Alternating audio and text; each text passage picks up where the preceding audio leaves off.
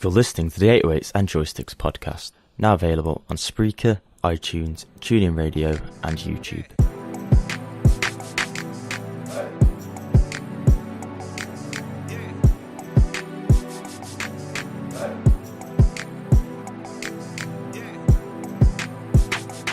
Welcome to episode 10 of 808s and Joysticks, the show that bridges the gap between games, music, seasoned with pop culture.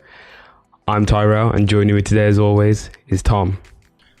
So obviously, since we last recorded a few weeks ago, there's been a lot of news, a lot that's sort of repetitive from the last time we recorded, but things have gone a bit further since then. So we're going to start off and just sort of speak about basically Sony being very, very stubborn again on crossplay. And there's been a few details come out this week, mainly about Fallout 76, that Sony aren't being helpful with development on that for crossplay.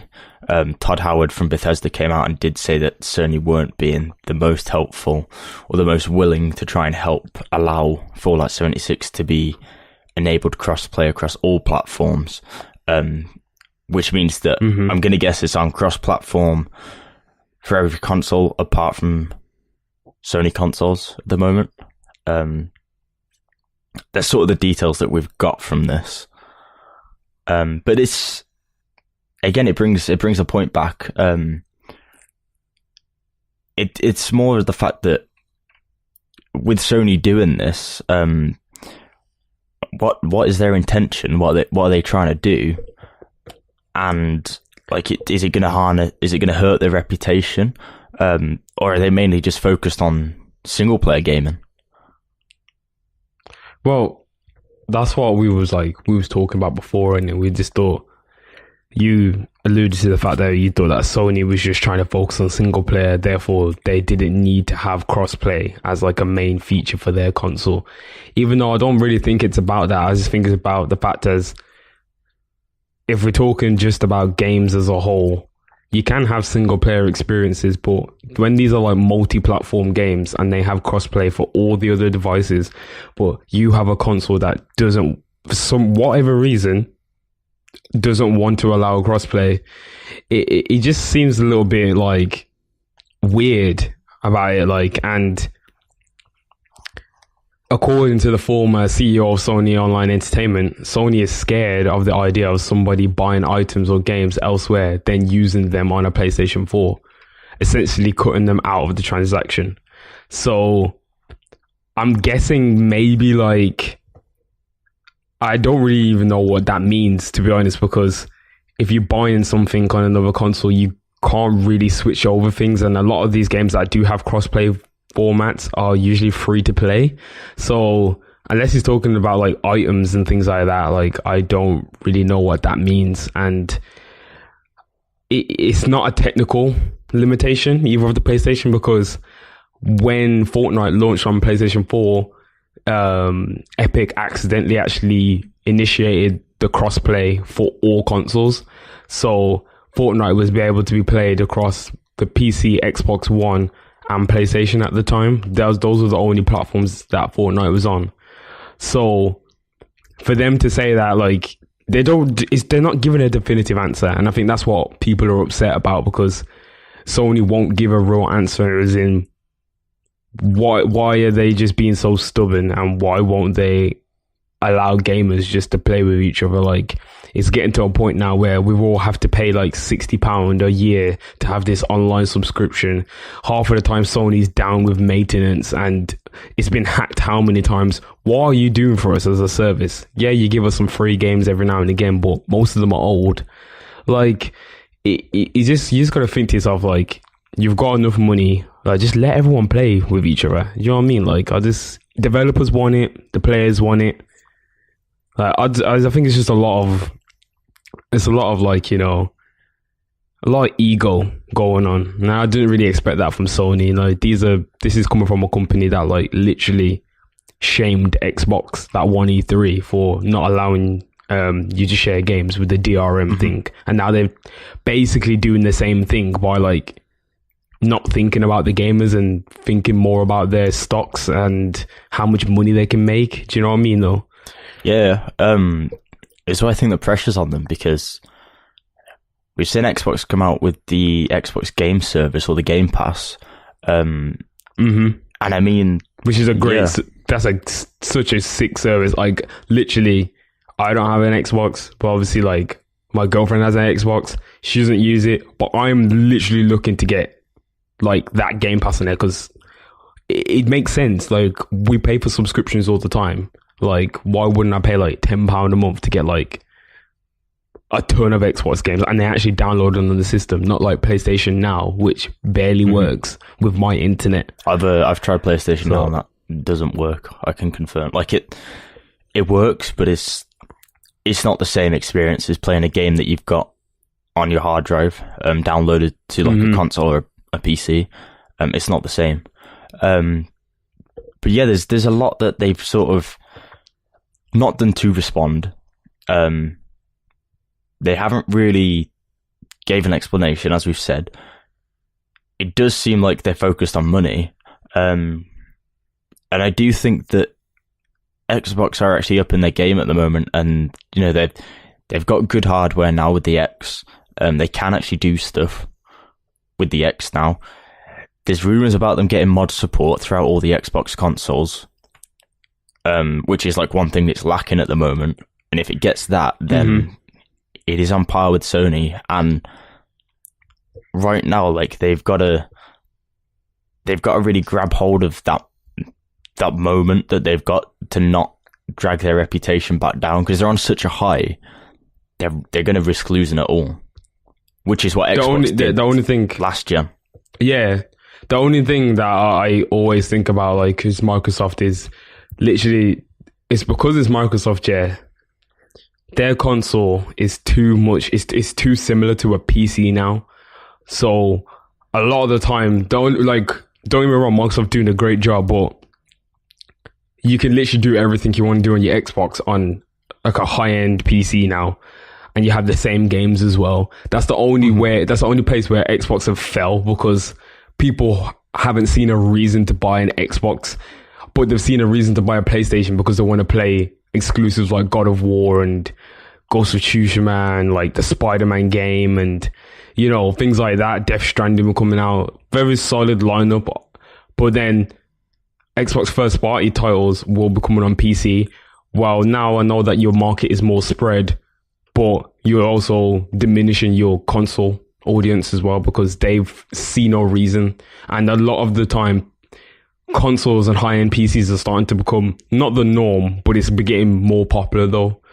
I don't know if you agree with me on that or not, but well, yeah, I know you have a PlayStation and you have a high-end PC. I have a high-end PC, and the only reason I have a PlayStation, well, I had a PlayStation before I upgraded my PC, but the only reason I have a high-end PC is to play Microsoft games, and I've upgraded my PC to do that, like first-party games that come to Xbox, because they're good exclusive games. And then the only reason I've got a PlayStation is to play the games that I can't get on PC because it's exclusive to Sony. The same with my Nintendo Switch. Basically, like, exclusivity for games is like the big thing. It's different than saying, like, if you have an Xbox and you've got a PC, like, there's still slight differences, but yeah, the fact is that I do think that the exclusivity in games really like plays into what people want to buy. I've seen a lot of people that have Xboxes that are willing to buy a PS4 just to play certain games because of either mod support or the fact that they actually have the games that they want to play on there. Yeah, exactly. I just, it's just one of those, isn't it? Like, it's just corporate nonsense. Like, literally, if it was up to like the games and the developers, crossplay would be a thing. We've wanted this since we was like teenagers. Like, we always used to like talk about the fact, like, oh, imagine if we could play on Xbox and PlayStation 4. Like, we always knew that would never, I didn't think it would ever work. But then when I heard like crossplay was an actual thing that was always there. Apparently they could do this from the PlayStation 3 and the Xbox 360, but Sony could never come to an agreement with Microsoft at the time. Well, they still can't by the looks of it. And they still can't. But Microsoft has come to an agreement with Nintendo. They've come to an agreement with Apple and Android to allow mobile games to be played. Like, it's just... I just don't know. I'm quite disappointed in Sony because that is my, you know, like I always brought PlayStations growing up, so that is the company that I always back. But at the moment, I have to really give it to Microsoft for actually trying to make it about playing games rather than ego or whatever it's all about. It's mainly all about revenue and stuff, isn't it?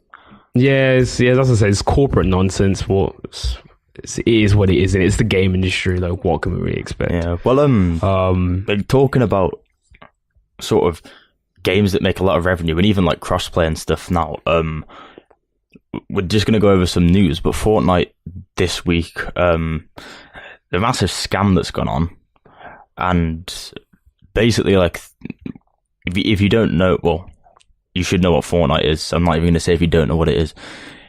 You know what Fortnite is. You know, like, the target demographic or the player base for that game is very young. People, you can't actually buy stuff in the game to give you an advantage, but you can buy things like cosmetic items, and that you can do that with something called V-Bucks, I think. Basically, people have downloaded a virus-filled V-Bucks app, and that's infected their machines with the virus. Apparently, like, tens of thousands of people have downloaded this. So it's not great, but it comes back to the point that, like, whenever something is as big and successful as it is, the same thing happened with FIFA. If they know they've got a vulnerable market and there's a lot of people playing it, scammers will take advantage of that, and you just have to be wary. So if you are listening to this and you do play Fortnite, then just be careful about that. Like, you're not going to get stuff for free. That's how the world works. If you do get V-Bucks for free, then you'll get them from the official Epic Games or Fortnite accounts, or through sort of the game itself. They'll give it out. The likelihood is that you won't have to download something to gain access to something like that, or ever give any of your details away. Yeah, you just don't want to. Basically, it was just like a malware that, like, it just attacked your PC and just altered all web page requests on the user's PC to a certain ad service. And basically, the only way to, like, really remove it is to, like, do, like, either get, like, a really good virus sweep, which can be quite costly, and some people just don't even have antiviruses anymore. Like, literally, people just don't even bother getting them because they're just like, oh, I know a lot more about the computer. But, like, these are things that people are getting scammed by, and they're telling people to just reformat their PCs, which is rough, because if you haven't backed up your hard drive, like, that is rough to reformat your whole PC. Mm-hmm. So that's life. It is what it is. Yeah, exactly. Like, just be wary in it. Like, I know we've all been kids at a time and we've all gone on things we shouldn't have and, like, tried to download games and, like, you get, like, a virus and stuff. But, you know, as we're getting into more of a digital age and people keep putting more and more of their information online, we should be wary of what we do with that information, because it can cause a lot more damage now. We all have our bank accounts on our phones and stuff like that, and we need to be more careful, like, as gamers. So, yeah, I think, I really think Epic should be trying to teach their gamers as well to make sure that they don't click on anything malicious. Like, I know it's not up to Epic, but I think Epic should know their fan base is young and they're very impressionable. So, and also the people on YouTube should take responsibility as well, because there was actual Fortnite YouTubers covering it, telling people to download it. So, well, it all sounds a little bit dodgy to me, but, you know, we said we wasn't going to go on too long because we really don't fuck with Fortnite. We're just literally following it because it's our job to follow it. Like, yeah, just moving on from that. Just another quick news. The Shenmue remasters have had an announcement. God knows where Shenmue 3 is. That is probably coming in 2020 when the world ends. On the back burner. Yeah, I'm sick of it, Tom, being on the back burner. I'm sick of it being on the back. We haven't seen it at E3 for 3 years. Where is Shenmue 3? Where is it? On the back burner. Fuck the back burner. Nah, it's just sad. Like, literally, you can't tease us with Shenmue 3. Like, Shenmue 1 and 2, literally, like, the games were so influential in terms of storytelling and, like, action games and, like, quick time events. Like, those 2 games, like, set the precedent of, like, how games are today if you're doing story-driven adventure games. Not more like a drama game, if anything. It was just different back then. Like, you see more dramatic games now, but like Shenmue was like the first like drama game. Like, yeah, it's coming out August 21st. It'll be available on Xbox One, PC, and PlayStation 4. You can get the collection for $30 on the Microsoft Store, or I'm assuming that's probably going to roughly translate out in England to about £30. Maybe even like 27.99 or something like that. Like, depends how they're gonna translate it over. And that's it really for Shenmue. We haven't got nothing else on it. And then we've got the. You want to bring us into the PlayStation Plus games? Yeah, we got so like some of the PlayStation Plus games that are coming this month. Quite a good lineup, to be honest. If you're on PlayStation 4, you can have access to Heavy Rain and Absolver, which is like an online melee action game. I heard that's really good. Absolver's supposed to be really good. Yeah, I've not heard of it, but Heavy Rain I've not played. Again, by the company that did Beyond Two Souls, I believe, and Detroit, yeah, and Detroit Becoming Human, which just came out. You gotta play that. Find some time to play Heavy Rain. You would actually love it. Play Heavy Rain. Like, I've been debating to buy it for a long time, but I never really saw the point in it. And then after last month or the month before, when Beyond Two Souls came, I didn't see. I thought this might come, so I didn't really want to spend the money on it. Moving on from that, you've got Rayman 3 HD on the PlayStation 3. A very good game. Not the best Rayman game, but still, like, Rayman's a good franchise if you're getting a game like that for free. It's on PS3 as well, so you've got to bear that in mind. And then you've got Extreme Exorcism on PS3, also available on PS4, so that's a game you can get on both platforms. And then for the Vita, we have Space Overlords and Zero Escape, Zero Time Dilemma. Both games I've not heard of, but if you're a Vita player, then you're still getting some free games this month. I heard Zero Time Dilemma is supposed to be really good. Like, it's like a puzzle game. I've actually played the first one in the series, which I believe is called 999 on the DS. Very good game, and I would definitely pick it up if you're interested in like story-driven puzzle games. I don't have a Vita, but I always try to like save all these Vita games for when I maybe will get one in the future, like just in case, because they do give away a lot of hidden gems, especially like Japanese like puzzle games.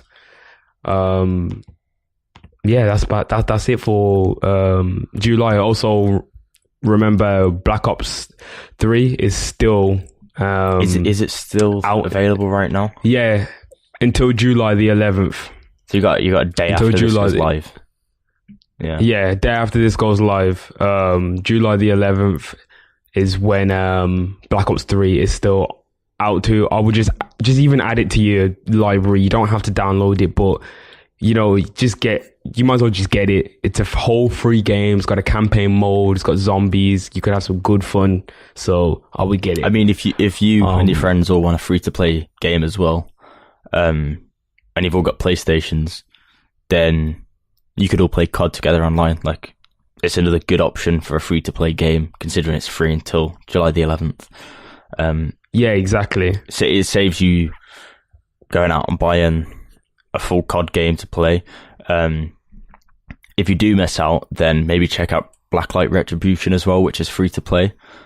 That's also a good for like FPS, sort of like COD, but if COD's there for free, you're probably going to take that. Yeah, definitely. Also, for Xbox, games for gold, not really that great. Apparently they've got I feel like they have some type of mystery game that might be coming later on that we don't know yet. But for now, you get Assault Android Cactus. It looks pretty interesting, but never heard of it before. Death Squared.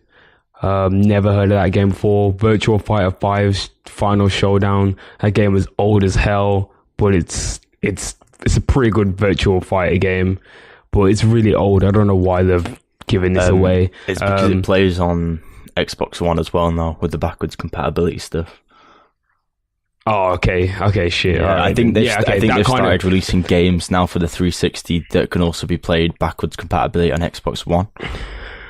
All right, then. Okay, I understand why they've given that away then. And then, obviously, Tom Clancy's Splinter Cell Conviction, which is still eluding me to believe that there is a Tom Clancy Splinter Cell being worked on. I really feel like it is, but they've just, for whatever reason, they didn't announce it. So, yeah, Tom Clancy's Splinter Cell Conviction. I've actually played Conviction back in the day on PlayStation 3. It was really good. Is Smite free, or is that just literally like a pack that you can get to play with Smite? No, yeah, Smite is free to play. I think you can get Smite on PlayStation as well. I feel like it's just a pack or something that you get. Yeah. It might just be whatever sort of in-game items. Yeah. Yeah, and that's it for Games for Gold. That's it for the month of July. Yeah, the mystery game. I do feel like that is something they're going to announce slightly later on. If you do have an Xbox, I'd probably keep your eyes peeled for that just in case. To be honest, it might be announced by the time this goes live, so who knows? But just keep checking and see if it's a game that is good. They tend to leave better games till last to try and make a big announcement about it, I think. So yeah, it's worth keeping your eyes peeled. Ooh. Yeah, and just we've got there's been so much news over this time. Yeah, there's a lot to unpack, so that's why we're just kind of powering through some of these topics, guys. 3 new Bleach characters have been added to Jump Force roster.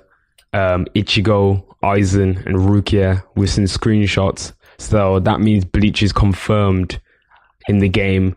We don't know how many other franchises are going to be put into Jump Force, but I'm so glad that Bleach has been added in there because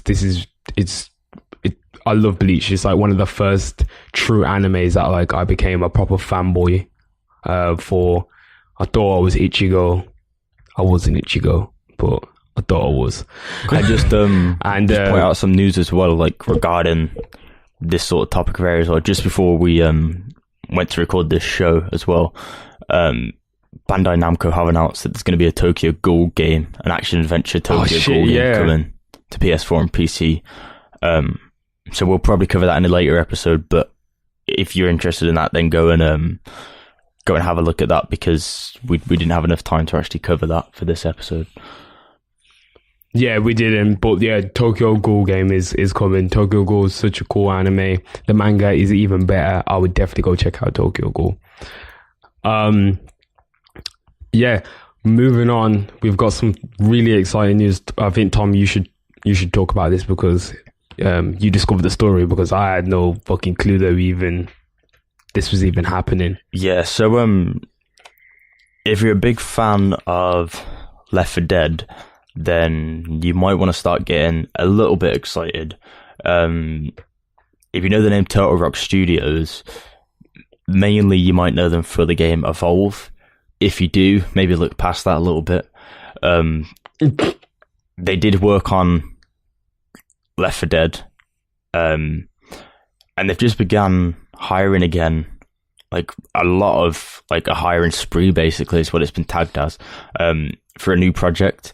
And they said that they're working on an unannounced AAA game based on a globally known franchise. The only globally known franchise I know they've worked with previously is Left 4 Dead. Now, obviously, there hasn't been a Left 4 Dead game for a while now, but there's rumours going about that this could be a Left 4 Dead game if they have got the rights for Left 4 Dead from Valve, or they are working with Valve. There has been rumours of Valve working on games for like a year now, a few months maybe, half a year to a year. I swear we spoke about the games that Valve were doing, and weren't they all card games though? Like, yeah, but this is Valve. Like, I don't think anyone ever knows what Valve's do. Like, again, like, I'm not saying this is going to be like a Left 4 Dead game. It could be something completely different. It does seem like so it's definitely not a new IP, but it could take an IP and move it towards like a new sort of direction. It just depends what they are working on. Well, to give any context to it, in 2016, this is what I'm reading from the article, is that Turtle Rock Studios announced that we're working on a new co-op FPS set in a dark fantasy universe. But now, it's resurfaced that they're working on a globally known franchise. So... But we don't know if they're the same game. Yeah, we don't know if that's the same game. That's what I'm saying. Everyone doesn't know if that's the same game. And that was 2 years ago. So well, that's the thing. They must be working on... I feel like that project must have been scrapped if they're looking for a new senior level designer. Yeah, I feel like that's probably gone by now. Yeah. I do feel like the fact that they're hiring loads more people as well means that project probably didn't work out and they got something else and now they're working on that, but they've had to hire new people for it. Or they're working on 2 games at once, who knows? Like, that's a totally viable thing to happen if they hire like a new team. Yeah, of course. They didn't make any money from Evolve, and no, that was years ago. So I don't know who's funding them for this, which is where like the Valve rumors come in, because obviously they might need to be funded to do something like this. Or obviously if they're working with a company that's part of the well-known franchise. An FPS globally known franchise. Let's just think about what FPSs we have. And it's based on a globally known franchise, because the way I had to say globally known franchise, like, never COD. Even though there was some interesting news that did come out about COD, this is just a little bit of like side news. The new COD is supposed to be gearing up for next gen, but we are going to talk about that in just a second. Not in a minute. But a globally known franchise, like FPS wise, there's not a lot that you can really think of. You've got like Metro, Call of Duty, globally known. Yeah, the only thing I can think of as a globally known franchise is, hard to believe, and I doubt it, Half-Life. Nah. Or Left 4 Dead, which you're right, and it would be more Left 4 Dead. It would make more sense for Left 4 Dead, wouldn't it? It would also make sense because that... I was going to say that area of the market is not saturated at the moment, but... It isn't. Like, the only thing that's really rivaling it right now for like a zombie shooter like co-op is Dying Light, potentially. But we know from E3 that Dying Light 2 has changed that completely. So yeah, Dying Light is definitely a different game now. But a lot of games have like switched to this humanity is the problem type narrative that they've got, which is kind of true. And I don't know. I'm very interested though. I'm very interested. It could be a thing. Valve have been doing some stuff with Steam lately. Again, it's not related, but like Valve do a lot of stuff behind the scenes and you don't find out until later on. So like, that's because there's some secretive bastards. We've been asking for Left 4 Dead 3 and Half-Life 3 for fucking years. Like, but they don't believe in threes. That's what I said. Like, Gabe Newell literally said before, I don't believe in threes. Maybe it's Left 4 Dead. Nah, that ain't Left it, Tom. Dead 4. No. That is not it. No, you could not say, oh, it's Left 4 Dead. Like, why are you skipping 1? Dead for Left. Why are you skipping 3? Fuck that shit, man. Like, Dead for Less. Who knows? Fuck it. Oh, no. We'll move on. We'll go back to Call of Duty. Yeah, well, this is going to be our little... We've got a big section here to talk about the future of basically the future of games, and it's not where Call of Duty. Going to be. It's not Call of Duty, trust me. God knows it's not Call of Duty, but where we're going to be going in the future and how the landscape of gaming might shift. We all thought it was going to be VR by now. I literally thought we would all have VR headsets and that's how we were playing games, but I'm wrong. VR has not taken off as well as people wanted it to. I don't know. I think I just think VR is limited to what it can do at the moment. Because I feel like not a lot of people know how to make... The hardware isn't there. And they don't know how to make good designed VR games. Like, a lot of VR games are very simple. But that's the trouble, though. The fact is that the hardware for VR is not at the level of games on... Everyone wants 4K games now, like... We can't make a 4K VR headset yet. It's going to be way too expensive. I couldn't give two shits about 4K. I would rather have 60 frames a second. Even that's what I would rather have. It is hard. It is hard to get 60 frames. I'm not sure if the Vive Pro does that, but you need a beastie computer. Like, yeah, you at least need a Titan. So it's sort of to run something like that. It's sort of out the picture for now. But I think by 2025, that will be a thing. I think. 2025, we on that AR. Hey, Apple did some really cool things out there last show with AR, with Lego. Did you see that? No, I didn't, but it's AR. But no, like, literally, the guy built Lego on the stage. He put the iPhone on it, yeah, and the Lego set came to life. And it was crazy, Tom. You need to... I can't believe you haven't seen this. And you should know about Lego. Like, you usually put me on. So... I'm not a big AR fan. I'm happy with gaming on a screen for now. And I like VR. I've tried VR. VR is very good. I consider buying a VR headset, but it's not there in the fact that we do have full games like Skyrim and Fallout in VR. Yeah, Doom's in VR. They're just not. They're not the same yet. Do you know, it's just not. It's just not comfortable enough, and not like it's too restricting. Like, it's not to the level where like I could literally just put on like something like a pair of like sunglasses or glasses, and that's it. I'm in the game. No, I've got this big ass headset on me. Like, I don't really want to be playing this game. Like, I could play a game for 3 hours fine on a screen, but play VR for like an hour and be like really hot and sweaty. Probably like feel dizzy because I don't know where the hell I am. Like, it's alright. You just take it off and you sort of lights a bit different. So they've got a deal with some stuff there.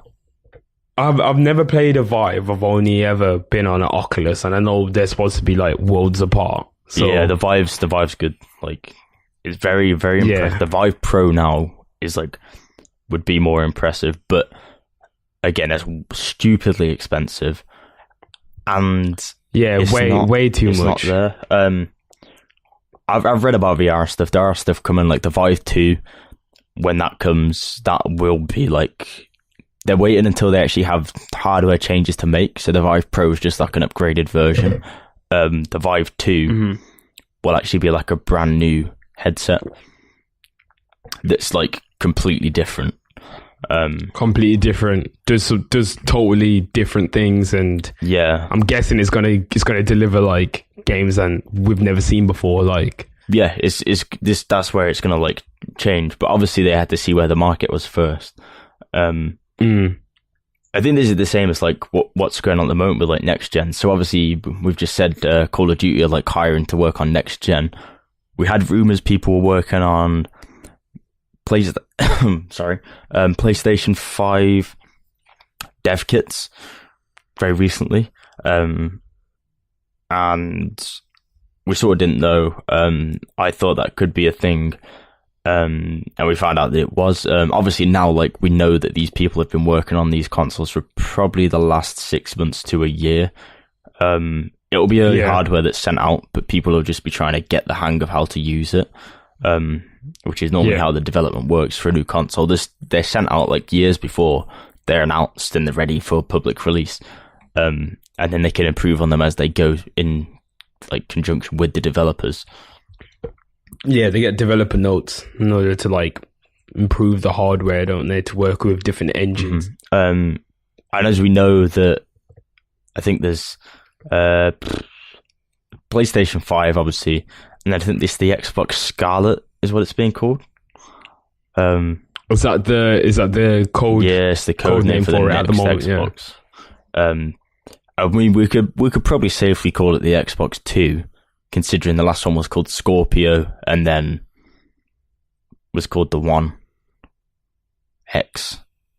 So, yeah, some people are saying that it might be called the Xbox. Like, someone said they might go back to the old format of the 360 and call it the 720. But I was like, nah, that just sounds really outdated now. I doubt it. Yeah, this is the same thing with the PS5. Like, I can't imagine it being called PS5. Like, I remember when you used to see those like those fake consoles that you used to see on like Google, like that somebody's made in Photoshop, like the PlayStation 5. I've seen a few. and it has like a controller that's got like 64 like buttons on it, and you're like, that's not how we're ever going to play games. Yeah, there's a few mock-ups going around at the moment, but they're not what the console's going to look like. Like, no one's going to buy it if it looks like that, because it's terrible. Like, they've literally just taken like a PS4 and just changed a few things to call it a PS5. Yeah, like they've just warped certain parts of it to look really futuristic and spiky. I'm just like, but no one's having that thing. No one's gonna have that system in their house. Where's the components gonna go? We do not have the technology to bend components like that. Like, yeah, it's insane. Yeah, but there would be another rival in this console war as well that we haven't spoke about yet. Sources are saying that, well, the same sources that have revealed PlayStation 5's and Xbox Scarlet leaks have revealed that a certain company are looking to get into the gaming industry and the streaming industry as well. So Google have just set up a console gaming division with a project name of Yeti, and they're basically planning to build their own video games machine, and on top of that, a Netflix-style game streaming platform too. I'm not sure about any of this. I don't think the time is right to start streaming games. I know that's like what they're trying to focus on now. The internet connection's not there. Like, you're trying to sell to the majority, not the minority, if you've got something like that. Yeah, exactly. Streaming something like Netflix is different. Streaming a game where frame rate is vitally important and quality is vitally important, it's not there yet.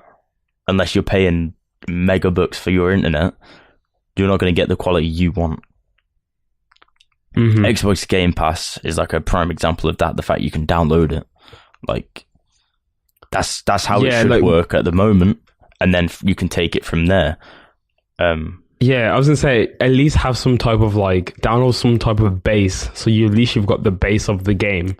Like, yeah. And if you want to stream things, like additional things, you can do it on top. But streaming the whole game is just too intensive for like the speed of internet that we have in this current time. Like, certain countries have faster internet speed than other countries, and I feel like it's really unfair to, like, you know, not poverty stricken places and not be able to be, you know, play games because it's always online, or you got to stream this or you got to stream that, and it's just not fair, is it? So, but I really don't know how I feel about Google trying to get into the gaming market. But I mean, they've been trying for years and it's not worked out for them. Like, they start something and then they don't finish. They tried to buy Twitch before Amazon did, and Amazon stole it off them. They've tried to launch like an Android gaming console, but then Amazon launched the Fire TV as well, so that didn't happen.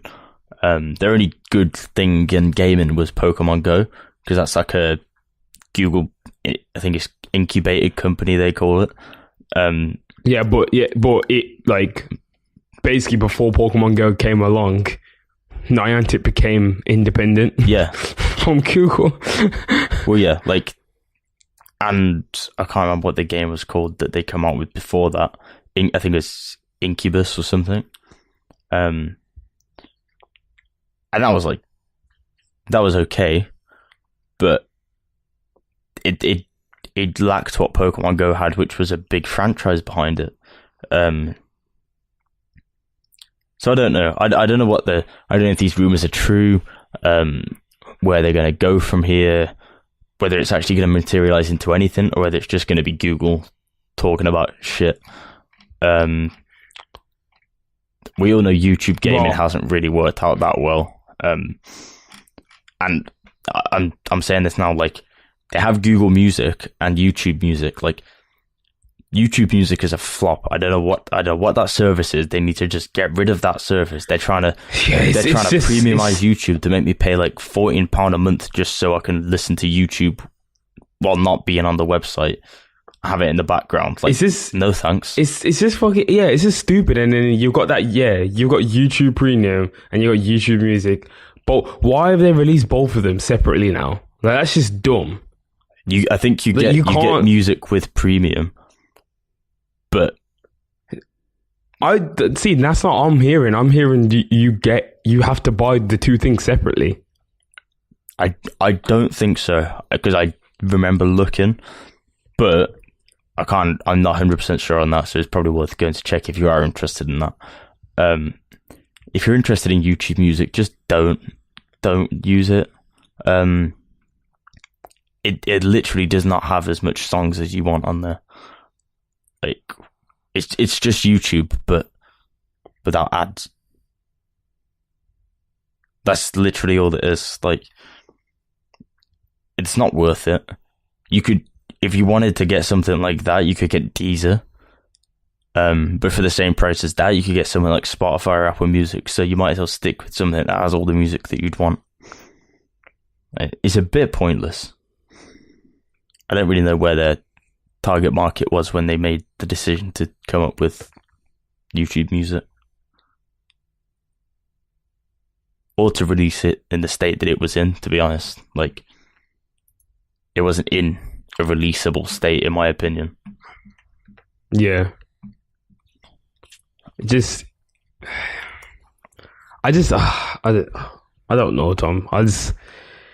Like, do you really seriously think that Google can even be successful with this? Like, they doesn't seem like they have a lot of experience. Like, who do they even have, like, as a heavy hitter from the game industry to even help them? They don't have, who do they have on technical support, like, to even make a console?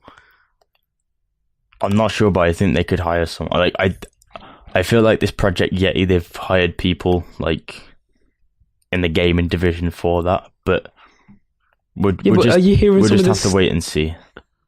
Are you hearing some of the stupid things, though? Like, one person who's familiar with Project Yeti described it as, imagine playing The Witcher 3 on a tab in Google Chrome. Why would I want to do that? Why would I want to play The Witcher 3 in a tab on Google Chrome when I can go and play The Witcher on Steam or on my PlayStation? Why am I going to be on Google Chrome playing The Witcher 3 through Google Chrome as in the one that takes up like most of your processing power, because what is it doing in the background? How is that going to work out? Nah, I'm just not seeing it. I'm not seeing it at all.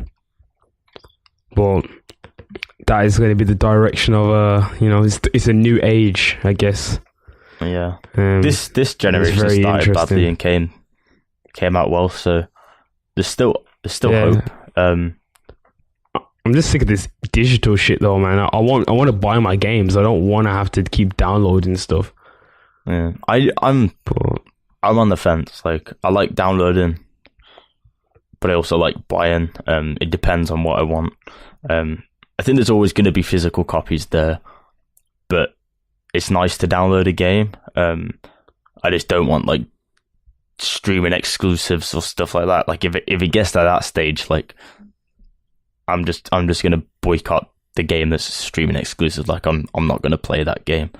I won't, like, boycott's probably the wrong word. I'm just probably not gonna pay for the service because I won't be able to use it.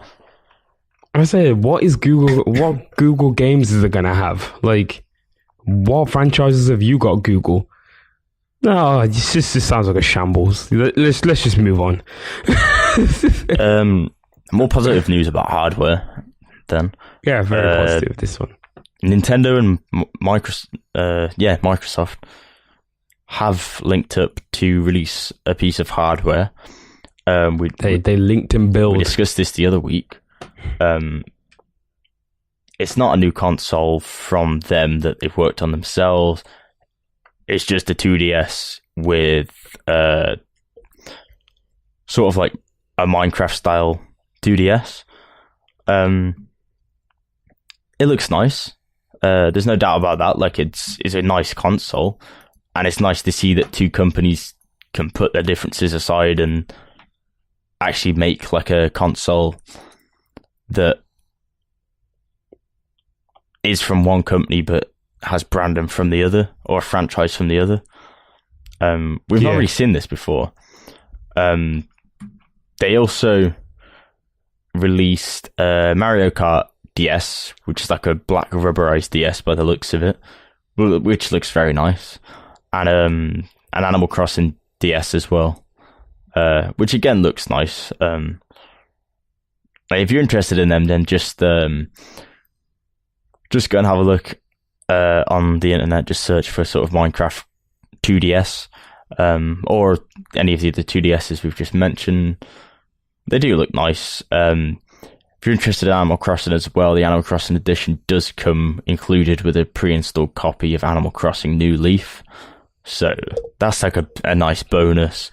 Yeah, that's a super nice bonus. I don't know if the other ones come with pre-installed games that they're related to.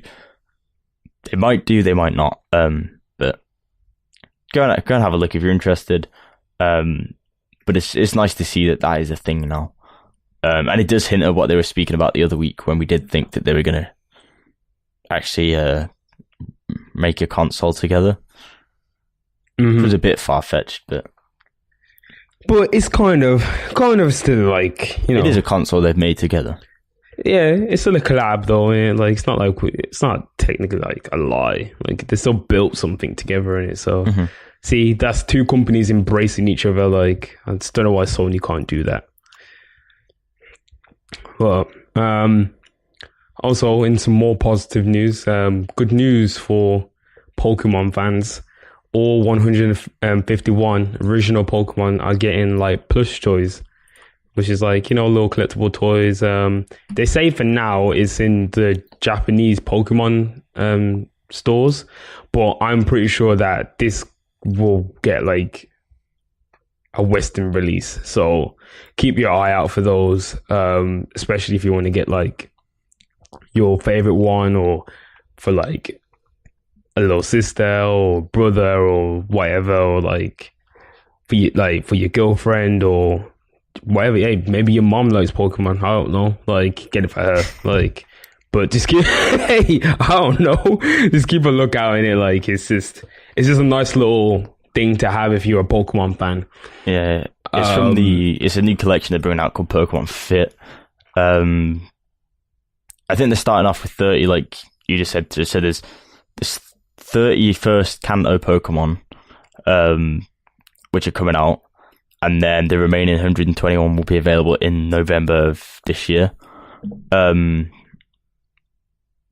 probably will come at some point to the to Western areas, and if not, you can probably import them. Just bear in mind, each plushie is like around $10. So it'll cost you like over $1.5 to collect each one. But if you're into that, then like it's not that much of an investment if you are dedicated to collecting stuff like that. Like if you're an avid collector, but like obviously, I'm sure some Pokemon are going to be rarer than others to get. So I guess you're just going to keep an eye out for your favorite one to see if you can actually get it. Yeah. Speaking of collectibles as well, gotta catch 'em all. Funko Pop. Fucking hell. I was thinking, who's gonna say it? Am I gonna say it? Are you gonna say it? Speaking of people trying to catch them all, Funko Pop's releasing cereal now because they can't get enough of everyone's money. Yeah, they're releasing cereals, which is kind of like a homage to basically their core fan base, which is like mostly like 90s and 80s kids, which seem to really be invested in Funko Pops at the moment. I think they're really little, like they're quite cool, and like they're almost like reminiscent of like bobbleheads. Tom, I know you've got like a couple Funko Pops. Well, more than a couple. You've got a few. Couple. I think I got about 30. But you got 30 now? I'm not sure. I don't count. I'm not that like. You should actually like look at your collection because apparently some Funko Pops are like really rare and like valuable. I have a Chase one, but that's about as far as it goes. I have one. Oh. It's good though. Like it's a cheap collectible stuff that you can get. The cereal's pretty cool. Like I like the fact that they're doing. So they're releasing. Is it like 5 first? I think. Yeah, I tried to find all of them. It's like dotted around. There's I know for a fact we both said Mega Man. And then we said Mega Man. Cuphead. Yep. Retro Freddy Funko, which is that sort of Freddy Funko, the mascot of Funko. Yeah, and Freddy Krueger is getting his own one. Friday the 13th, Jason Voorhees is getting his own one, and there's a Lord of the Rings one, which is like exclusively to Box Lunch. Yeah. Whatever that is, like the platform for it. So all these things are exclusive to certain shops at the moment. Yeah, but there are the cereal line does start in August, I believe. I can't actually find what it says now. Yeah, it will be starting this month and will feature more than 40 pop culture figures, including characters from Lord of the Rings, Beetlejuice, It. My bad. IT. That would be a different film. It may have the same concepts. Like IT is pretty scary, but yeah, it is pretty scary. Oh shit. Yeah.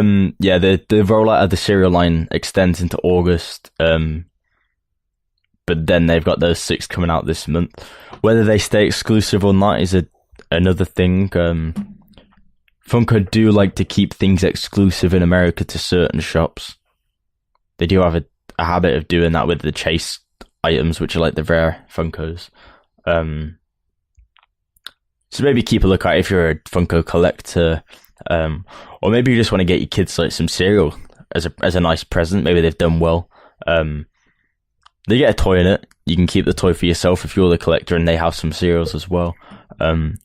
Yeah, I'm pretty sure these will be very rare to come because I'm pretty sure they won't be like they're not going to be put them inside of like Walmarts or like for us Asda's or anything like that. You're not going to see them in like your normal shops.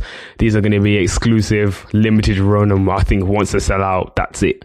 So this would be a kind of like a really cool thing to get. So I hope to actually get a box because I really like the look of them because they're like really cool colors. Like really reminds me of being like a kid. Yeah, the designs like are quite eating nice. Eating cool color like cereal and stuff like that. I fuck with that. So moving on anyway from we just said about Freddy Krueger And IT. Jason Voorhees and IT, aka It. Child's Play is getting a remake in the works from the producers of It. It's making its return to the big screen as it had a couple runs of straight to DVD films which were really, really terrible. But if you like shit horror films, watch them because I like watching shit horror films and it was quite entertaining. Like just Chucky being Chucky, killing people. Yeah, He's also a dad now. I don't think Chucky was ever meant to be taken seriously.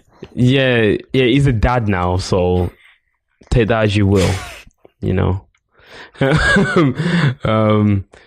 It's just really weird because obviously me and Tom we was talking off stream and off record that like what is this with all the rebooting of like late 80s horror films to like early 90s horror films? Like we've got this coming out. Obviously It Part 2 is coming out, which I won't be watching. Just point out, it number 1 was a very good updated version of the film. Yeah, everyone says it's supposed to be a really good version of like. I heard the original It was actually pretty, like, not that scary. No, I think it was one. just weird. But this apparently is meant to be. Well, I say apparently, I did go and watch it. Like it was good. Probably one of my favorite films, to be honest, from last year. Okay, that's pretty cool.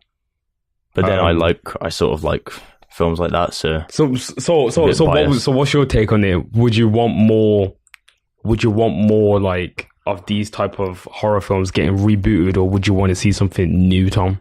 I'm quite happy with like this stuff, to be honest. Like obviously the Halloween stuff we've got going on, that like they're not the best films, they're like corny and stuff like that, but it's nice to see them being like modernized and maybe getting made a little bit darker now that special effects are a bit better. Yeah, and I think also now that like I feel like people are more, even though I feel like it must be a bad thing, well, people are more susceptible to like ultra violence rather than like back in the day. They kind of had to like, it wasn't toned down because there's some really fucked up like films from back in the day which are not really being made now, like because everyone's trying to get that you know, the age rating of 15 rather than 18, so all the teenagers come and watch it, you know. I do feel like that the audience that was growing up watching that stuff is a little bit older and more mature. Well, say grown up watching that stuff, like seeing it advertised or whatever every now and then, wanting to watch it and they couldn't, and then they watched like the DVDs, and there is like demand for stuff like that a lot now. I would like to see what they can do with it. Like, it's nice. I think it would be like the top of that, where that film actually like they remade that, but in a sense where like they literally stripped it down and made it into a very good horror film. Like it's not super scary. It is just a horror film. Like, is it just ominous? Like, is it just creepy? It's just creepy. Yeah, like that is, which is what it was meant to be. Like that's what it is. It's not like jump scares or anything like that. It's not like Paranormal Activity and stuff. Like, I enjoyed those films when I was younger. After I think it was the second one. Like, I was just laughing in the cinema. Like that. There comes a point, like, I don't know if I think they're still making some films like that now, somewhere. Nah, like, I really feel like the found footage, like, genre is really, like, taking a step back from Hollywood. I know a lot of people are still doing independent found footage, like, but good ones, though. Like, I've watched a couple good ones recently,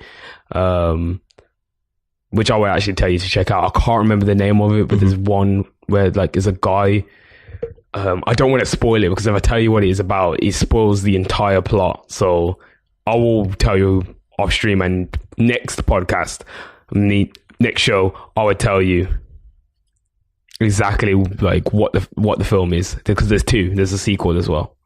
Okay, we'll see. But yeah, I think it's good. I'd take loads of films remade, to be honest.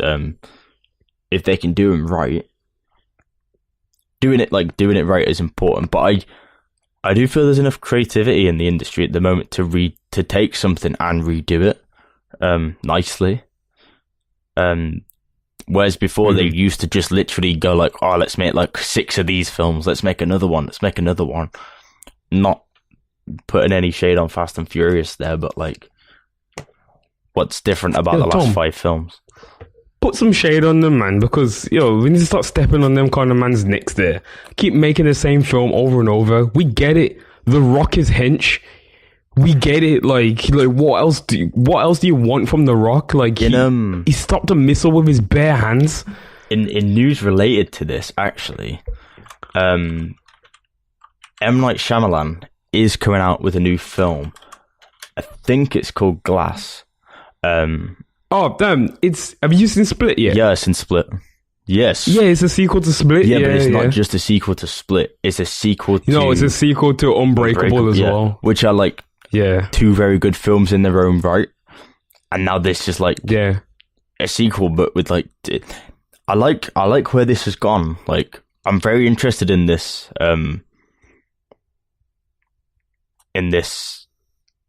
film.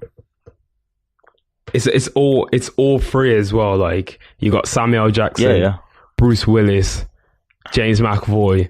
All 3 of them are different characters, and now all their stories are gonna come together. Oh, it's gonna be so sick. Yeah, and if you haven't watched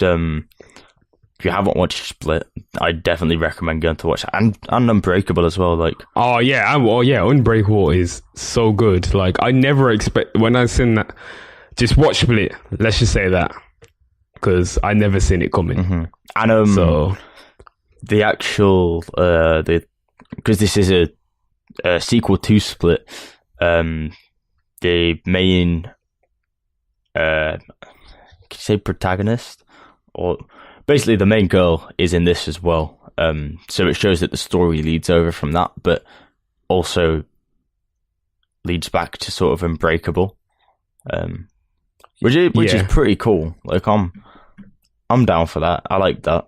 This has probably been like M. Night Shyamalan. Like, this is probably his most like successful thing he's done, because he's had some pretty shit films over the last 10 years. So yeah, but if you think when Split came out, like Split came out in 2017, I think. Yeah. And Unbreakable came out in 2000. Like, that's a 17-year gap. Yeah, this is literally like, no one. I didn't know Split was a sequel. Well, related to Unbreakable.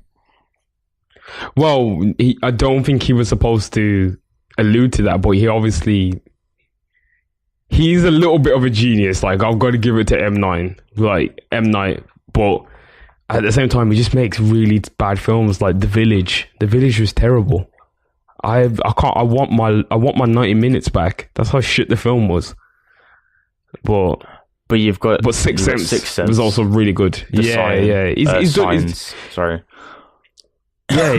a couple cool films. That's what I'm saying. Like, but he's also done a couple really bad ones as well. I should probably point out as well, if you keep hearing someone coughing, it's just me. I got a bad cough. It's quite warm weather here in the UK, and we're only like recording in small rooms, and it's very, very warm. Yeah, it's super hot. We have to make sure the windows are closed so we don't have any sound leak. The air's dry. Yeah, it's really horrible. Make sure everyone stays hydrated out there, by the way, because it is super hot. And put your sunscreen on, all of that. Yeah, so we're just moving on. We're just gonna go down a couple of general releases that are coming out or have already been out. We're not gonna really discuss them in detail. The first Purge is out. The Incredibles 2 is out. Sorry to Bother You is now out. I don't know if that's America or English, or a general release in England as well. I have to do some more research on that, but I know it is out though. Jurassic World, Fallen Kingdom, Ocean's 8, Sicario 2, Mission Impossible 65. I don't know what it is now. I think it's 20.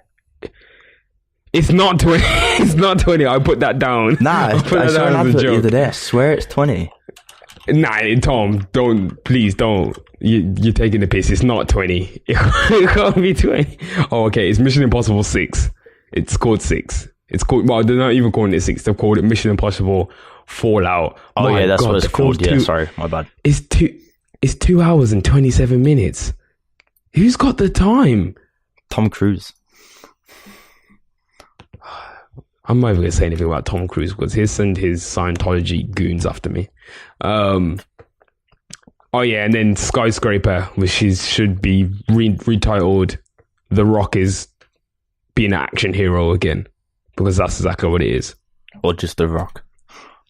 Yeah, you should just call it The Rock the film, because literally I have no idea what it's about. It just looks so shit. I don't know if they already made The Rock the film, to be honest.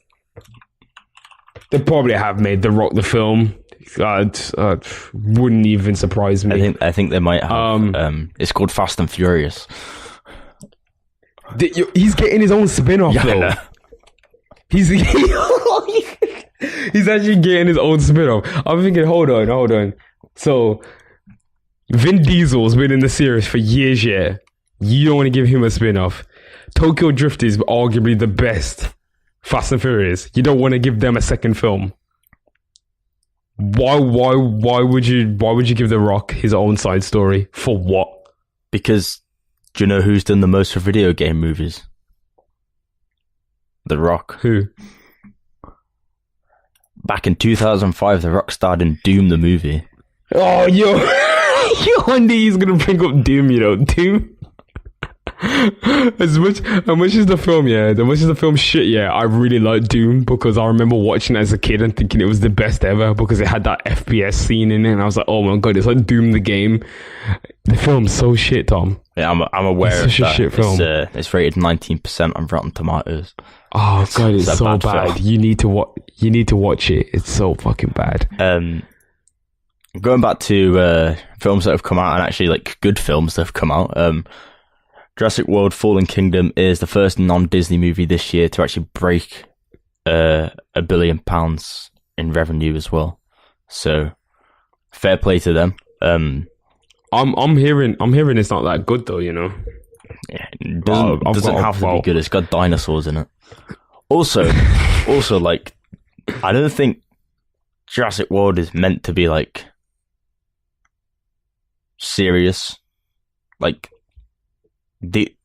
come on, we're not gonna have dinosaurs like made out of frog DNA and stuff, are we? Soon, like, I don't think that's a thing. Like, it is fantasy. Hey, you don't know, Elon Musk exists. He probably would do that shit. I think people get worked up in the fact that, like, it's a dinosaur film. Like, come on, like. It's like the Ninja Turtles and stuff. People moaned about them films not being great, but like, this is about some swamp living, well, say like sewer living turtles that eat pizza. Like, who knows? I understand. Moving on anyway, because like we need to get through. A little bit more on stuff TV wise. If you like Game of Thrones, just a quick one. Maisie Williams posted an Instagram story this week to show the wrap of the final season of Game of Thrones. There's a photo that she posted on a story with blood on her shoes. And she basically just said it's been like a good time working here. And then by Arya. A lot of people are speculating whether this means Arya like is going to be the last one that survives. Is Arya going to die? What's going to happen based on that in the last battle? I'm not even going to say spoilers if you haven't seen Game of Thrones. Like, if you haven't seen Game of Thrones, it's not really spoilers, to be honest. Like, you know there's a battle at the end. Like, it's called Game of Thrones. They fight over the throne. Like, there's going to be a battle somewhere. if you haven't watched it, watch it before the last season comes out next year. Just watch it. Also, I'm gonna try and watch Game of Thrones. I actually haven't watched it, but I am trying to watch it because everyone keeps asking me questions about it, and I just stand there and I'm like, I don't know what the fuck's going on. So yeah, you should probably watch it still. Also, yeah, something we both like, Gundam live action movies announced. Like, I'm a little bit excited for that. It is sort of what Transformers is, but like, I feel like this is what Transformers is going to be. Like, when Transformers started the live action movies, that was good. Like, that was a good film. No, I'm not sure about like recent ones, but I feel like Gundam. Yeah, we don't talk about the Mark Wahlberg ones. Those are shit. I want Shia LaBeouf back, but it's not gonna happen. Never getting Shia LaBeouf. Yeah. We're never getting Shia LaBeouf back. Just never do it. getting him back. Oh fuck! My god, this is just. Gundam live action film is going to be. It should be super cold. I can't wait to see it. It's going to be done by Legendary Pictures, which I think is the guys that were behind Pacific Rim. So yeah, I'm happy about that. They should be able to do a really good They know how to make mechs. Gundam film. Yeah, exactly. They should know how to make a Gundam film. So hopefully we see something cool. I know we're kind of like a little bit rushing because we're getting our time. As I said, it was a really stacked episode this week. And our music section, which usually isn't as big, is a bit stacked this week because there was a huge major release. And Scorpion. Album. Okay. Scorpion is out now. No, not Nat. Yo, fuck you. Was it Nas's album? No, Scorpion is out now. By the big man, Drizzy Drake from the 666. We both give, we both want to give our initial thoughts on the project. So Tom's going to ask you, should I have the back? Is it good? What do you think of the project? You've had some time to think about it now. What's your verdict? I'll give it a 6 out of 10. Yo, you better not be ironic, Why are you giving it a 6 out of 10? Okay, I can understand why you give it a 6 out of 10. To be honest, it's like that was a joke, but like it does veer on a sit. Like, I'll go for a 7. Like, is it 7? It's not solid, but the more I listen to it, there are some songs in there that I really like. There are a lot of filler tracks, but I feel like if you go through and listen to them again, like Drake puts a lot of filler tracks on his albums anyway, but like they're good filler tracks. Yeah. I totally understand what you mean about some of the filler tracks, because I felt like that when I first listened to it. I was like, okay, this album is really long. It's got a few songs in there. I'm like, you first listen to the album, I don't know about this. You resonate with like 4 songs. Yeah, like there's like strong songs on there, and you think, okay, like if you literally did 10 of these, and to be honest, it'd be instant classics. Yeah, to be honest, like the strong songs he'd already released as singles, like some of them. Nah, nice for what is like. Yeah, nice for what is a strong song. I wouldn't even say God's Plan is that much of a strong song. Now I've listened to the album, it doesn't flow very well in there, in my opinion. It's just like, don't you think the whole album seems really moody and God's Plan's really upbeat? Maybe the album changed. Who knows? It did change. Come on now. We know that he rewrote some of the album. Yeah. Given the information that was released about him. Do you think he was upset? He was very upset.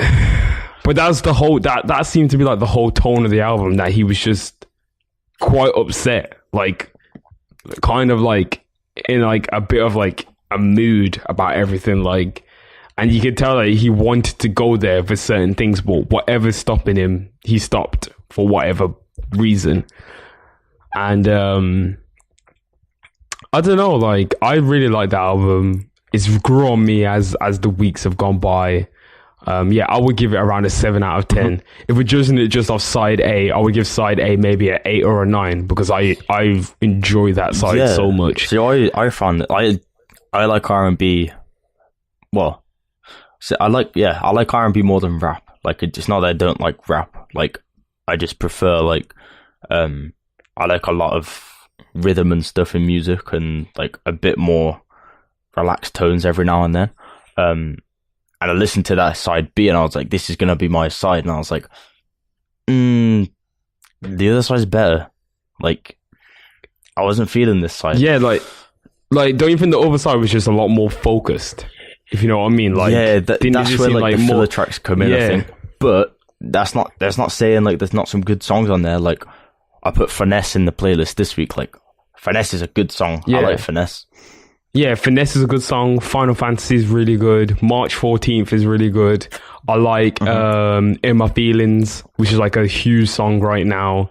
That's How You Feel. Jaded. I mean, yeah, it's like you're just going through the whole side now. But yeah, that's not the whole side. But yeah, there's some really terrible songs on there though. Like Ratchet Happy Birthday is fucking terrible. Ooh. I don't know what he was doing with that. I don't know. I like that song. Tom, let me get your little thought ass out here. Oh, you like that?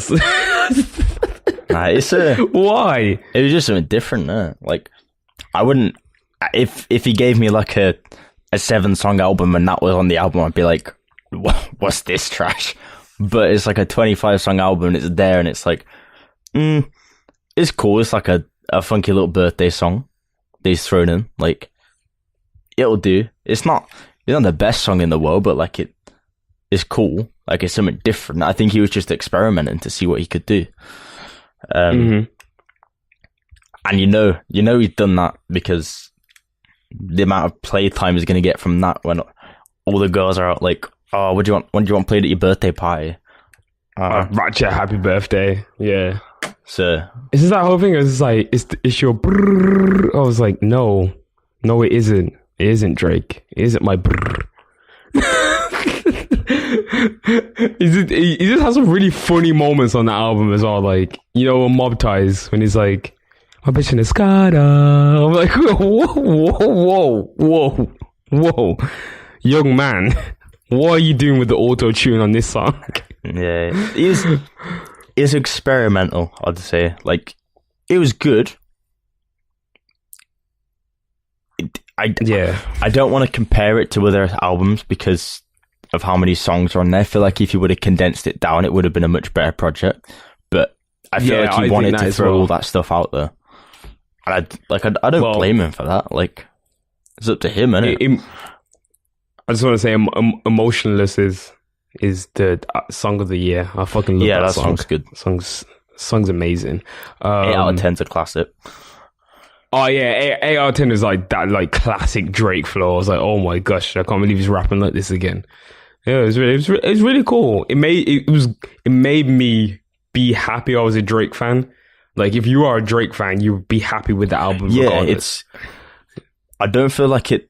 So I think it's maybe because of the fact that Nice for What was like the biggest single. Well, that and God's Plan were like the biggest single off the album, mainstream wise, and people were expecting something like that.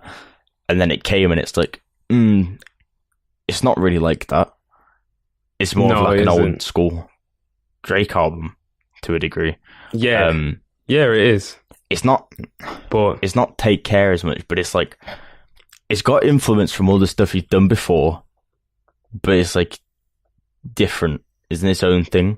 Yeah. But it's good. Like, I like it. I've been listening to the album when I can. Like, I still listen to that album and I still like a lot of the songs on that album.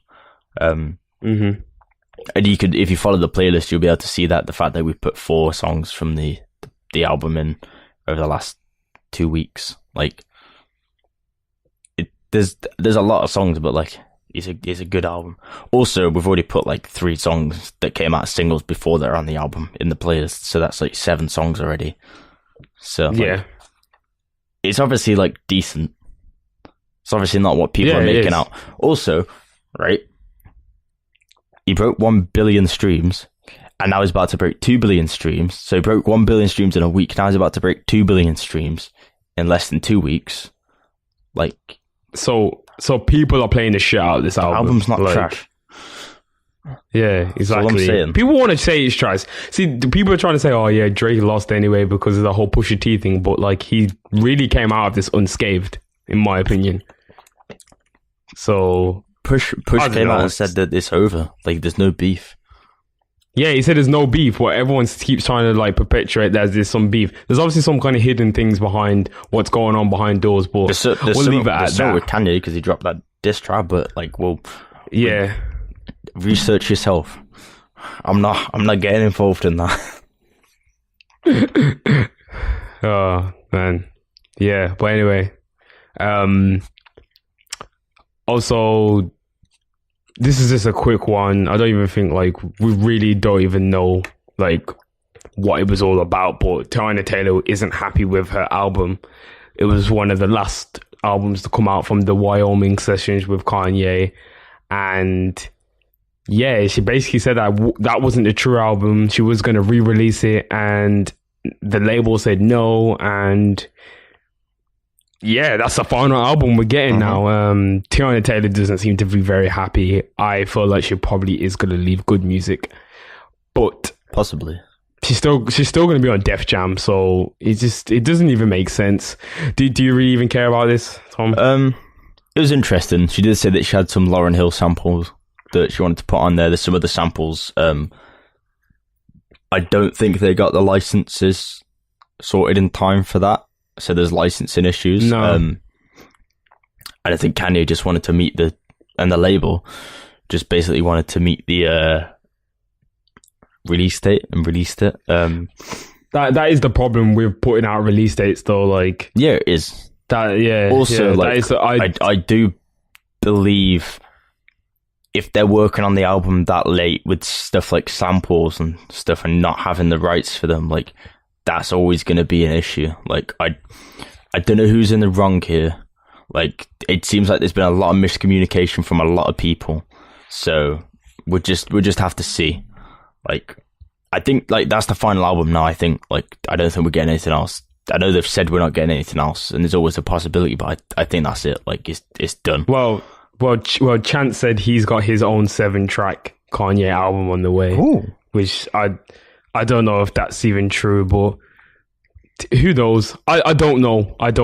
So we'll just have to see. Because we're running out of time, we're just going to cover this as well because it's very important that we cover it because Jaden Smith once again pushing the boundaries on Instagram.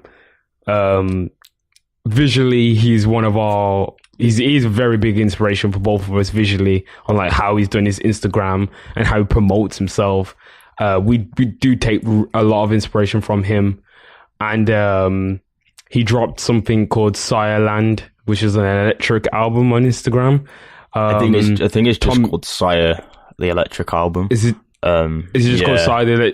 I wrote this before it came out. Like, it came out last night, today. Last night, yeah. So basically, like, it's called Syre, the electric album, or Syre 2 Electric Boogaloo, if that's what you want to call it. That's what everyone on Reddit's calling it. It's based in, I think his Instagram is like Syreland or something like that. It's confusing. It's a little bit different. It's a nice album. Like, it's 5 tracks, and it's a visual album that dropped on Instagram TV or IGTV, which is just Instagram's new video service thing. I don't really know what it is, to be honest, but yeah, like it's hard to listen to it because it's on Instagram. We'll wait and see if it comes elsewhere. But what are your thoughts on it? Like, obviously you did 5 tracks off the album, like a new style. I think it's really cool. It seems to be like a really stripped down, natural, organic version of the Syre album, and it makes a lot of sense when you explain to me the whole. Was it 432 hertz? Yeah, so it's recorded in 432 hertz. Me and Tom was discussing it earlier, and Tom gave me some information. Drop that knowledge, man. It was all you. You did some research on it. Yeah. So basically, the fact that the album's recorded in 432 hertz and not the typical 440 hertz. There's a lot of things that come like naturally from 432 hertz. Apparently, like it's the pure tone of nature. Some call it, and it harmonizes with stuff like rhythm, movement, and natural vibration. Some of the greatest musicians ever, such as like Mozart and Verdi, based their music on natural vibration of 432 hertz. And even though it's like 8 hertz different from 440 per second, like it's 8 vibrations per second different, is not that important. Like the small difference seems to like make the human mind feel different when listening to stuff. There's meant to be like healing benefits to it. I'm not entirely sure, but a lot of people do say that they feel more like meditative and in a more relaxing state of mind and body when listening to like music that is at 432 hertz. Yeah, do I feel like that's whenever I want to feel good or like from like down or sad or anything like that, I like listening to like people like Roy Ayers, Stevie Wonder and stuff like that. And I think that's because their music was like, I'm sure their music was recorded and that because it's just so natural. It just sounds so good. Mm-hmm. Like, yeah. And they always talk about things like pure vibrations and stuff like that. Like that's used in like soul and like funk and jazz. So yeah, I could understand why that would be. I think it's a really interesting concept. And as always, like Jaden Smith is always pushing the boundary visually and musically as well. And I've got to give him props. You know what I'm saying? He obviously cares about music to do something. Like he knows what he's doing. Like it's the end game. Like it's nice that he's done something like that, but also I think it benefits the album. So when I listen to it, like you don't have to listen to it that loudly because apparently like 432 hertz gives better clarity of music. And it means that like there's less noise pressure apparently. So I think that's why people feel more relaxed when listening to it. But I don't think that the album would be as good if it wasn't like that. Because even though it's electric and it's quite soft, like in some places it's quite harsh as well on the auto tuning. And I feel like because you don't turn it up and you like it doesn't, it's not that. But also, now I'm not sure if Fallen is just a dream in Syre or the whole album is a dream. In this, like, that's not in the Syre universe. I think he was alluding to the whole. This entire thing is supposed to be like not a part of the Syre album because as you've seen, like, as we're about to go into now, new releases. He released a single Ghost, which is a Eras single, which is Syre backwards, which seems to be a much more darker, much more braggadocious version of the Syre, like of Syre's persona. So he seems to just not really care that much. He's all about money and, you know, he seems to be, he's on his rap shit, you know what I'm saying? So that's a really cool song. I do like Ghost. Worked with Christian Rich, which worked with Earl Sweatshirt, worked with Childish Gambino on the Kawaii EP. Also was mentored by the Neptunes, so their sounds are really cool. Scorpion is come out, obviously. Young Bands Volume 5. There's a song called Riding on there. That's my shit. Keep the Same Energy by Tiana Taylor. Mad Love, the prequel by Sean Paul. Now, why is that included? Yo, we on that Sean Paul now.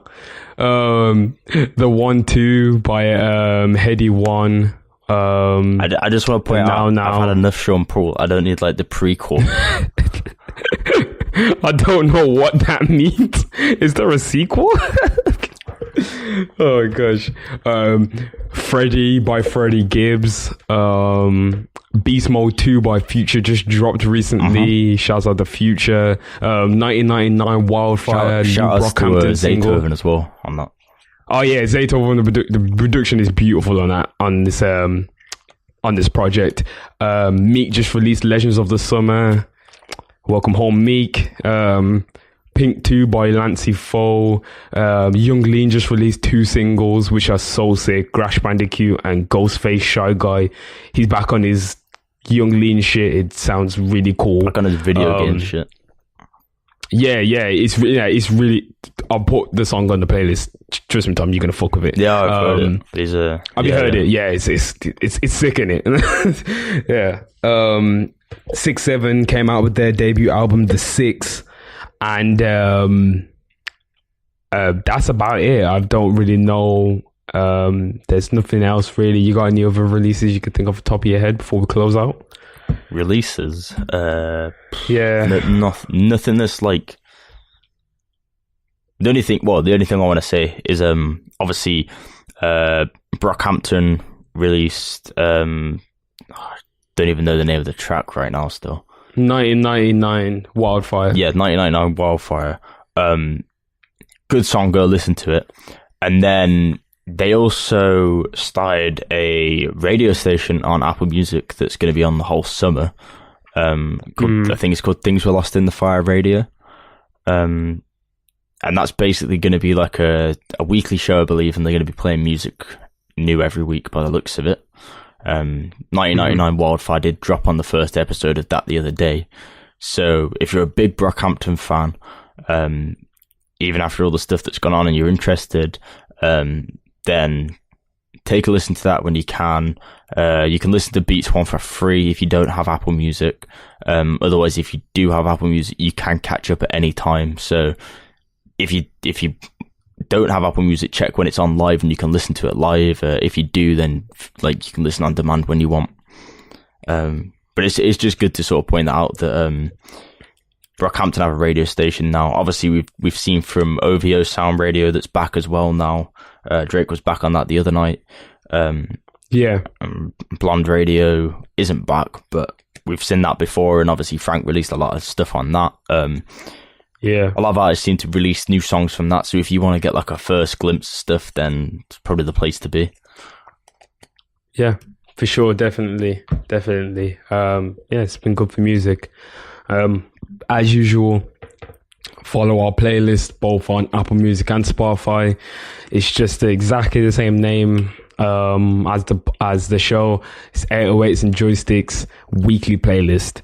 You can follow us on Apple Music. Follow me. Just search for Tairell Haywood. You should be able to follow me. Follow our socials as well. We will tell you there how to get to the playlist. On Spotify, type in exactly the same 808s and Joysticks weekly playlist, and you'll find all the previous playlists there, plus the collection as well, which has all the songs from the previous weeks on there, all in one big collection, which we've nearly hit up to 24 hours. So now you basically have a day worth of music. We will hit so 24 hours by the time this goes live. Yeah, we will hit 24 hours by this goes live, and you have a day full of music, then you never have to complain about looking for a playlist, because you will literally have a day of music. There's 400 songs on there. Like if you want to subscribe to either playlist and just pick and choose which songs you want, I know a lot of people like to do that, then that's probably the best thing for you, and then make your own personal playlist based off that. Obviously still stay subscribed to get the latest updates, and just add the songs you want to listen to. It's the best thing to do. The collection is just something that's all in one place. Like, I love listening to the collection every now and then. I go back and listen to the stuff that we put on like 17 weeks ago now. That's a long time. That's a hell of a long time. It's been a long time. Episode 10. We haven't even mentioned the fact it's episode 10. Yeah, it's our 10th episode. We just said it at the beginning. Welcome to episode 10, but it's our 10th episode, and we're so proud of ourselves that we've managed to get here. And you know, props to Tom always on the audio. We both, as I said, we always do everything ourselves. We've never had to ask anybody to do anything. We've done everything ourselves, and it's been a lot of blood, sweat, and tears. But you know, we're finally starting to see traction, and hopefully, we've got some exciting things to tell you in the future. That's all I'll say on that for now. Episode 10, though, we made it, Tom. Yeah, we did it.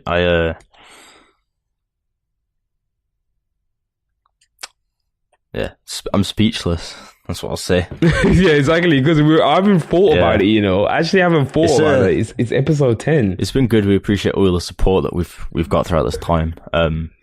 Yeah, everything's going really well. We hopefully you like the artwork that we've designed this week. If you're interested in like all the socials or anything like that we've just discussed, feel free to go and check out our website again. That's www.808sandjoysticks.com. Some people forget that's there, but that it is there. Links in our Instagram bio as well if you want like a quick rundown to it. Save typing it in if you're that lazy. But yeah, we've got a lot planned for the future. This is just a start.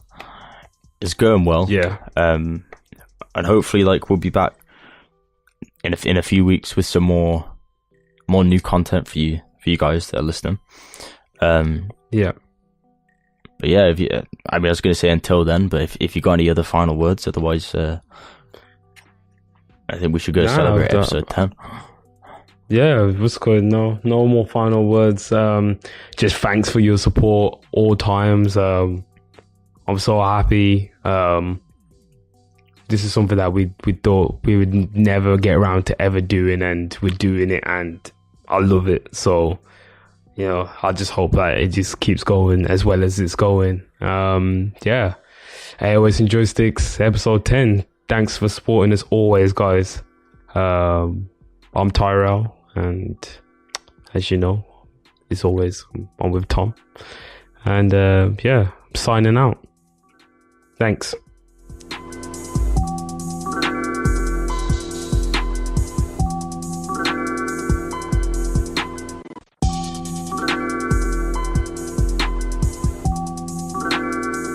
If you liked any of the music in today's show, then please check the credits in the description to see what songs we used.